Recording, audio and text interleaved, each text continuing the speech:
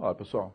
Continuando nossa aula sobre a industrialização do Brasil, falamos de período Vargas, falamos de período JK, agora entramos no período da ditadura militar brasileira.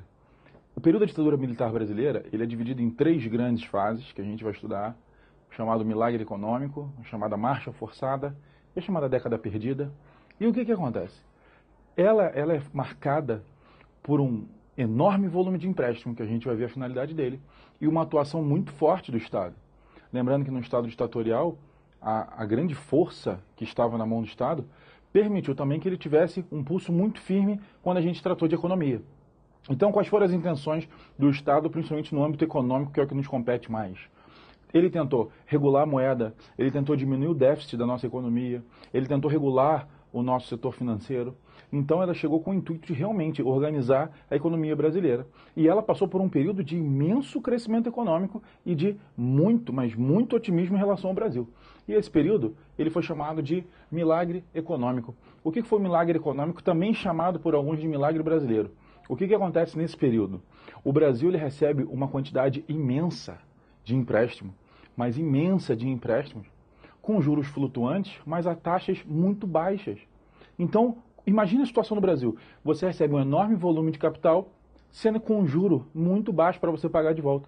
Então, o Brasil ele consegue investir muito na sua indústria de base, né, na continuação da ideia da indústria de base brasileira.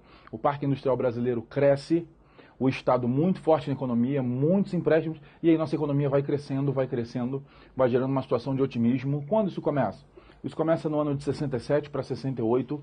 O Brasil apresenta índices enormes. Só para você ter uma ideia, o Brasil conseguiu ter médias de crescimento acima de 10% ao ano. Só para a gente fazer um paralelo com o momento atual, quando a China cresce 8%, 8,5% ou 9%, o mundo todo olha para ela e fala, nossa, ela tem um crescimento exemplar, um crescimento surreal. E o Brasil já viveu uma situação parecida. Por quê? Nós tínhamos um crescimento tão grande, mas tão grande, que alguns na época chamavam o Brasil de país do futuro, de tanto que nossa economia ela ganhava força. E aí o Brasil começa a surgir como uma potência nesse sentido. E o Brasil cresce, O período milagre econômico é um período de extremo otimismo quando a gente pensa nisso, só que o reflexo populacional não era tão real. Aí você me pergunta, como assim?